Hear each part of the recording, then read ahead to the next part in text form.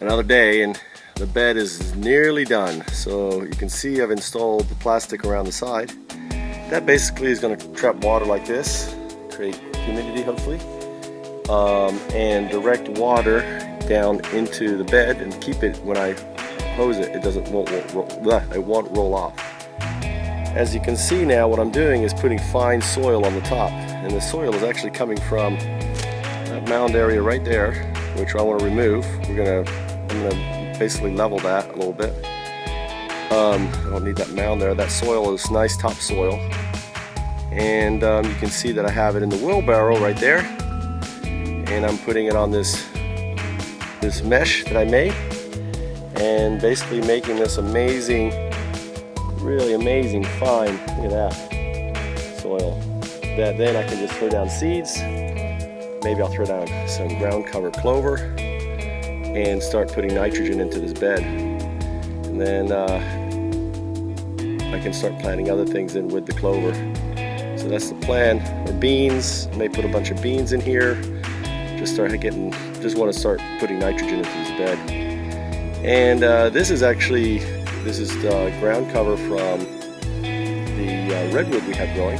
There's tons. Redwood creates amazing ground cover. Now I'm not sure if it has the stuff that will make plants not want to grow, but I hope that's not the case. We'll find out. But I think it'll be fine with this soil. I'm going to add like an inch of soil and see how things start growing in here. And this bed is pretty much complete. It even comes with a way to water it. This is a way to pour your watered down urine or whatever, and it goes right into the depth of the bed. I have a tube that basically winds back and forth, and it will add water, humidity, whatever, deep into the bed. So just a little bit of innovation of mine. And we could also get another one of these and create basically a greenhouse effect by putting it on top, which I may do. We'll see. I may keep the bed kind of low like this. Keeping it low will create kind of a microclimate. The wind, the cold wind is coming this way. I'll hit this and it won't, cool off the bed hopefully. So I'm probably ready to plant this now. Once I cover this all with soil, I'm not too worried about this grass. It probably will grow up, but again, I'm not too worried. I'll just pull it out as it grows. It won't give me much of a problem, but we'll see.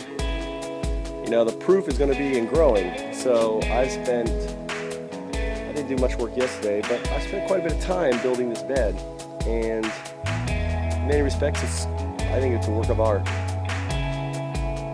It should provide a lot of food for the house as we start growing stuff. And the beautiful thing is you can show people and say, hey, this is what you can do with your sticks, everything else. This bed, all the soil, all the organics, everything was from nothing. So this is a free bed, rather labor intensive, but when you've got a team of people coming here like we will in the fall, we will knock out one of these beds probably in a day, maybe two. But imagine, I did all the work here, one guy.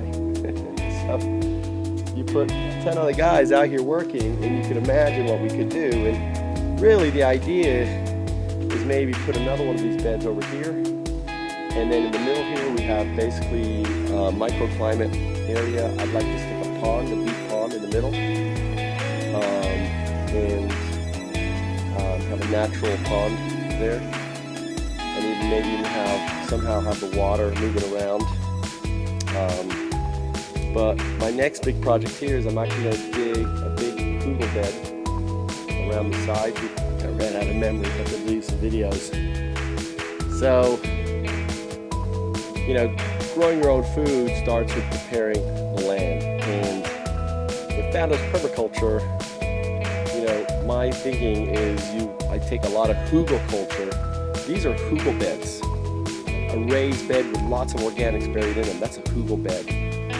And I have it layered, and I have wetted and layered and wetted and layered, and wet, green, brown, and that's just going to become this amazing ecosystem for all fungi and all the stuff in there that's going to grow and break down all this material. Now, what's really cool is actually I project that some of these posts are going to grow. The way I've planted them, there's a chance that they may start growing, and when they do, I'm going to start weaving the branches in and have a living bed. And we imagine that some of these branches, like that one there, it's got actually it's an inverted, so actually the tips of the branch which have buds are actually in the soil. So as these branches start to bud, and you never know, some of them will. I guarantee that I'm going to have some of these posts are going to become trees. And as they do, like I said, I'm going to weave them around and have a living border. And that's going to be super cool to have and to show in the future, because then basically it's not going to rot and fall apart.